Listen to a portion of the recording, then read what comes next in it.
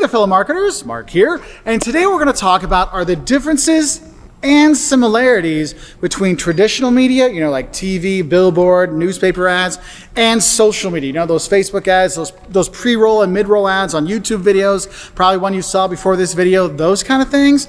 We're going to compare and contrast those two to see how we as marketers can use those, but also how they kind of affect the kind of things we can do and what we can do with money and all kinds of stuff like that, all right?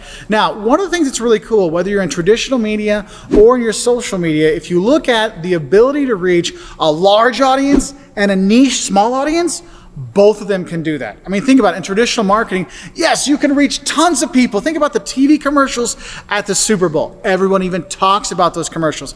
It's pretty cool. You can get that huge audience that way. Also, if you get a big newspaper with a lot of people reading, we can get a big audience that way. These kind of things. Social media, yeah, we can put ads in front of tons and tons of different websites and banner ads and pre-roll ads on videos and stuff like that. We can do those. So we can get the big stuff. But also, both of them let you get down and get into those little niche markets, okay? So for example, if you want to get a niche market on, train people, there's actual magazines that are just about trains and train collecting, like little miniature trains or big trains or gas-powered trains or, people that watch trains go by. There's a whole market just for magazines for that. And so you can niche down to that magazine stuff.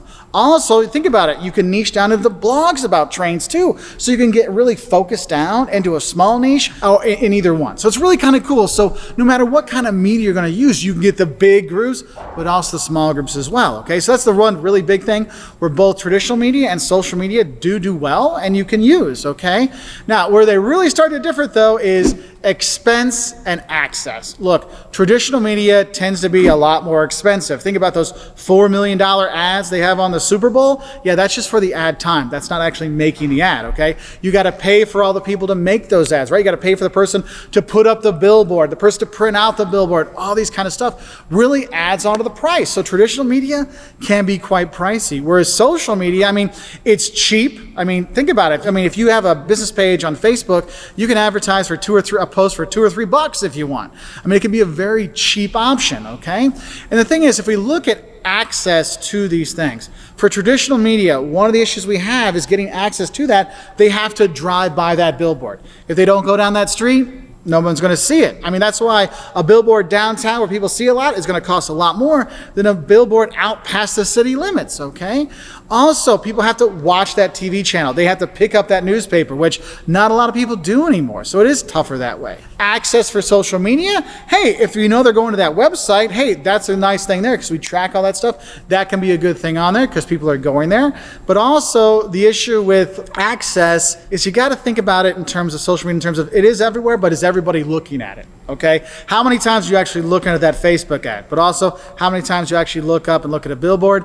There are issues with that one too, though. But in general, traditional media is more expensive, social media is cheaper, and you got a little bit better access because people have their phones all the time. And when people walk, they're doing this with their phones, not looking up at billboards, okay? Now, the next thing when we kind of compare these two, we're looking at training and the number of people involved. Now, think about it. In traditional media, you have to have, like in a TV commercial kind of stuff, right? You got to have a director, a producer, an executive producer, some actors, a script writer, right? You got to have that. The camera people, the mixer, the sound people, the editor. You have all these people involved, and they need special training. I have no idea how to work a TV camera or something like that. You have to have all those things. Whereas in social media, training, what training does it take to point your camera at yourself and film and push upload? You don't need really too much training at all. I know my mom, I love her to death. She's not the most tech savvy person out there, but you know what? She's got a Facebook page where she's posting videos and she's posting content and blogs and stuff like that. She's doing some really cool stuff and you don't have to have a lot of training for it.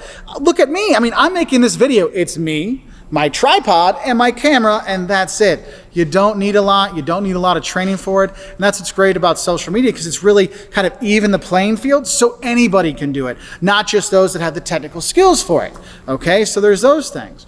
Next thing I want to look at is time to delivery.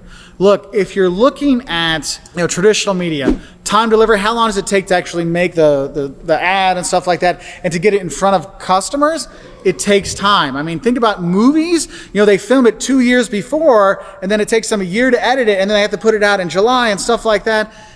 It takes time. Whereas social media is an instant gratification kind of thing. I see something cool, I take a picture of it. Oh, selfie with this. I'm going to do that because it's right there. And so that time to delivery is so much shorter in social media, and that you can really do it instantaneously. Like in traditional media, I can't make a billboard about my reaction about the last Game of Thrones episode when that happened. No, I can't do that because it takes so much time. It'll be on to the next episode. But on social media and Twitter, heck yeah, I can start posting right away. I can have instant stuff. Oh my God, did Arya just do that? Oh my gosh. You have these things, okay? And so that's one of the cool things about social media is it can be instant. It can be now. And we have a society that's all about instant gratification. That's why social media has a bigger impact sometimes than the traditional media kind of stuff, because it's just so much faster to deliver it, okay? Now, the next thing I want to look at is what we call permanence. Once I make something, is it stuck forever? Now, think about social media. You can make a post, you don't like it, you can delete it right away, or you can change some of the words in it because, oh, I misspelled something. You can change some stuff. Like I know if you mess up, people will copy it and share it and stuff like that, but you can do instant changes. The problem is if you do like traditional media, like billboards and movies and TV shows, once you've put it up on there, you can't really change it. It's up there. The movie's up there. That's why editors are so important in traditional media. You got to make sure they're checking the script. You got to make sure they're making sure that everything's spelled correctly. Did we use the right there? Is it there, or there? You have to have all that stuff because once it's up there forever. And you're like, I can't take it down. It takes time to get the billboard people back to go and take that down and put a new one up. So you have those issues there. So traditional media, once it's done, it's permanent. You can't really change it. Whereas social media, you can have instant changes, which is cool. The last kind of comparing thing I want to talk about is credibility and social authority. Look, social media is awesome. Being on YouTube is great, right? Being able to watch these videos and help you out is awesome. But the thing is, in general, social media doesn't always have a lot of credibility. Okay, you're like, oh, I saw it on the internet. Do you trust everything you see on the internet? No. But if you say, oh, I was on ABC Nightly News, oh, all of a sudden everything's like really special. That's the thing, is traditional media really means something to people. It has a lot more credibility, it has a lot more social authority, because it's harder to put like fake stuff on traditional media than it is on social media. I mean, think about all the conspiracy theories you can find online versus what you see on billboards and TV. I mean, I know there's a lot of ancient alien episodes out there, but you kind of think about this and go, you're right. And that's why you want to have a nice combination of the two, because social media can give you a lot of stuff, but if you can get in front of people, if you can get on a TV show or something like that, or a newscast or in the newspaper, it really brings you a lot more kind of credibility and people trust you more. I know for me, I was on a local news channel here. We had 500,000 subscribers on YouTube, 110, 15 million views at the time. Didn't mean anything. Once I was on the local news, then my friends were like, hey, you're actually making it. I'm like, but I was already making it before. No, but people give more social authority to that traditional media. So you got to think about, what am I selling? What am I trying to get out there? Sometimes it's more important to have that credibility than just being the notoriety of social media, okay? So I hope this helps you know some of the differences and similarities. Believe me, there's a ton more between social media and traditional media. If you want to learn more about marketing or being a YouTube channel or all kinds of stuff, click that subscribe button. Hit that notification bell. Don't forget to give us a like, because we do like to help out other people. So whether you're studying for an exam, good luck, or if you're trying to figure out what media to use to promote your business, I hope this helped you out. Anyway, I'll say bye from here in the classroom.